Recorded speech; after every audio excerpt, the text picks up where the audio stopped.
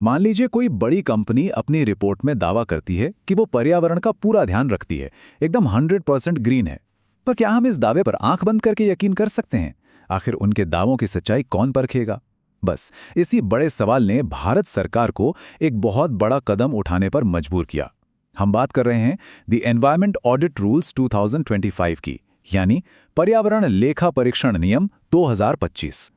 तो आज हम इसी को समझने वाले हैं कि ये नया ग्रीन वॉचडॉग या कहें कि हरित प्रहरी सिस्टम आखिर है क्या, ये काम कैसे करेगा और इसका भारत की इंडस्ट्रीज और हमारे पर्यावरण पर क्या असर पड़ेगा। सबसे पहले जानेंगे कि ये नया ग्रीन रिपोर्ट कार्ड क्या भला है। फिर ऑडिट और असेसमेंट के बीच का वो जरूरी फर्क समझेंगे जो अक्सर लोगों को कंफ्यूज करता है। तो सबसे पहला सवाल, ये पर्यावरण लेखा परीक्षण नियम 2025 आखिर खबरों में क्यों है? देखिए, बात यह है कि फरवरी 2025 में भारत के पर्यावरण, वन और जलवायु परिवर्तन मंत्रालय यानी MOEFCC ने इन नियमों को नोटिफाई कर दिया है।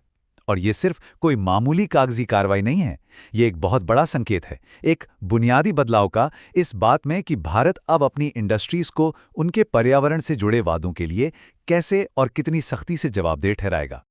देखिए, दशकों से हमारा सिस्टम भरोसे पर चल रहा था कि कंपनियां खुद ही अपनी रिपोर्ट देंगी। पर क्या ये काफी है? जरा सोचिए, क्या हम ये चाहेंगे कि कोई छात्र अपनी परीक्षा की कॉपी खुद ही जांचे? नहीं ना? तो बस ये नए नियम एक ऐसा सिस्टम बनाने का वादा करते हैं जो किसी और की यानी एक स्वतंत्र जांच पर आधारित होगा। अच्छा, इस बदलाव की अहमियत को समझने के लिए हमें थोड़ा सा पीछे जाना होगा। देखिए, पर्यावरण स्टेटमेंट का आइडिया कोई नया नहीं है। इसे 1992 में ही लाया गया था। तब नियम यह था कि कंपनियां खुद अपना आकलन करेंगी और स्टेट पोल्यूशन कंट्रोल बोर्ड्स को एक सालाना रिपोर्ट देंगी। लेकिन इस सेल्फ रिपोर्टिंग वाले सिस्टम में कई कमियां थीं। अब ये जो 2025 के नियम हैं, ये एक ज़बरदस्त अपग्रेड हैं। ये हमें खुद के मूल्यांकन से हटाकर एक proper third party audit system की तरफ ले जा रहे हैं। अक्सर लोग एनवायरनमेंट ऑडिट और एनवायरमेंटल इम्पैक्ट असेसमेंट को एक ही चीज़ समझ लेते हैं, पर सच तो ये है कि ये दोनों बहुत अलग अलग चीज़ें हैं जिनके मकसद भी बिल्कुल अलग हैं। चलिए, इस कन्फ्यूजन को हमेशा के लिए दूर करते हैं। तो ये पर्यावरण लेखा परीक्षा, जिसे हम शॉर्ट में EA कह सकते हैं, आखिर है क्या? इसे ऐसे समझिए कि ये किसी भी प्रोजेक्ट के लिए एक रेगुलर हेल्थ चेकअप की तरह है। ये चेकअप प्रोजेक्ट के शुरू होने और चलने के बाद किया जाता है। इसका मेन काम ये देखना है कि प्रोजेक्ट अपने अप्रूव्ड एनवायरमेंटल मैनेजमेंट प्लान यानी EMP को फॉलो कर भी रहा है या नहीं। अब ये EMP क्या है? ये मूल रूप से उन वादों की लिस्ट है जो प्रोजेक्ट ने पर्यावरण की रक्षा के लिए किए थे।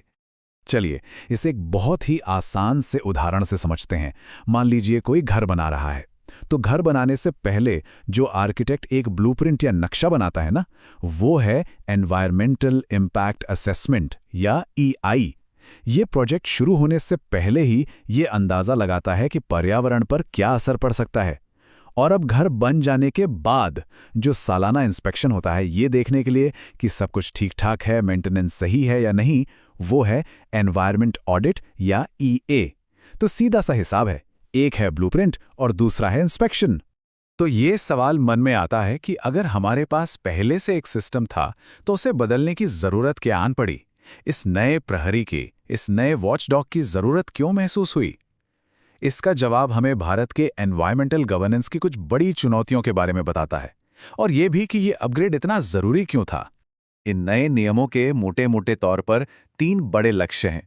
पहला, पूरे देश के लिए एक जैसा एक फॉर्मल ऑडिट का ढांचा तैयार करना। दूसरा, पर्यावरण से जुड़े कानूनों का पालन हो रहा है या नहीं, इसकी निगरानी को और मजबूत करना।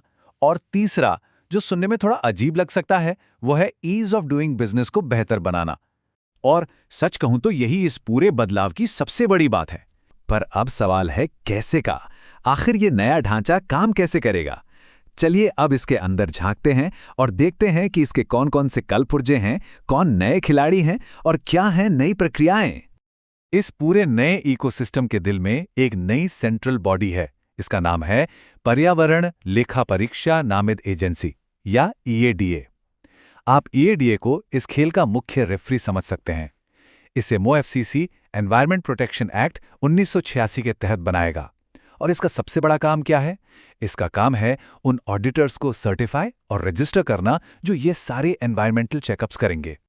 और इन ऑडिटर्स की जिम्मेदारियां छोटी मोटी नहीं होंगी। इनका काम सिर्फ रिपोर्ट चेक करने तक सीमित नहीं रहेगा। इन्हें मौके पर जाकर सैम्पलिंग और एनालिसिस से लेकर ग्रीन क्रेडिट रूल्स के दावों को वेरीफाई करने तक सब कुछ करना होगा। यहां तक कि EIA नोटिफिकेशन और कोस्टल रेगुलेशन जोन यानी कि CRZ के तहत आने वाले प्रोजेक्ट्स का ऑडिट भी इन्हीं के जिम्मे होगा। CRZ वो नियम है जो समुद्र तट के पास की गतिविधियों को कंट्रोल करते हैं। तो चलिए अब आखिर में थोड़ा जूम आउट करते हैं और ये देखते हैं कि ये नियम भारत के बड़े एनवायरमेंटल सपनों की तस्वीर में कहां फिट होते हैं। देखिए, ये कोई अकेली पॉलिसी नहीं है, बल्कि ये एक बहुत बड़ी नेशनल स्ट्रैटेजी का एक अहम हिस्सा है। इन ऑडिट से जो भरोसेमंद और वेरीफाइड डेटा मिलेगा वो सच में अनमोल होगा। ये डेटा हमें लाइफ यानी लाइफस्टाइल फॉर एनवायरनमेंट जैसी राष्ट्रीय पहलों को मजबूती देने के लिए ठोस सबूत देगा। जब हमें ठीक-ठीक पता होगा कि प्रदूषण कहां से और कितना हो रहा है, तभी तो हम असरदार नीतियां बना पाएंगे। कुल मिलाकर बेहतर कंप्लायंस और सटीक डेटा ही वो नींव है जिन पर भारत अपने बड़े-बड़े जलवायु लक्ष्यों को हासिल कर पाएगा। और इसी के साथ हम उस आखिरी और सबसे बड़े सवाल पर आते हैं, क्या ये नया प्रहरी सिस्टम, ये नया वॉचडॉग भारत के आर्थिक विकास और पर्यावरण की सुरक्षा के बीच वो नाजुक संतुलन साध पाएगा? देखिए, इसकी सफलता इस बात पर निर्भर करेगी कि इसे जमीन पर कितनी अच्छी तरह से लागू किया जाता है।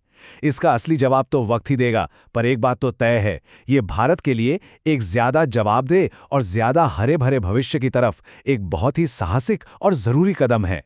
अगर ये वीडियो आपको पसंद आया हो तो लाइक जरूर करें, शेयर करें उन दोस्तों के साथ जिन्हें UPSC, लॉ या जनरल नॉलेज की तैयारी करनी है। और हाँ, सब्सक्राइब करें। आप अपने सुझाव या सवाल नीचे कमेंट में लिख सकते हैं। UPSC एंड कॉम्पिटिटिव एग्जाम की गाइडेंस या मेंटरशिप के लिए संपर्क करें। Our contact information is given in description. धन्यवाद। मैं हूं कृणाल ठाकुर। मिलते हैं अगले भाग में। जय हिंद।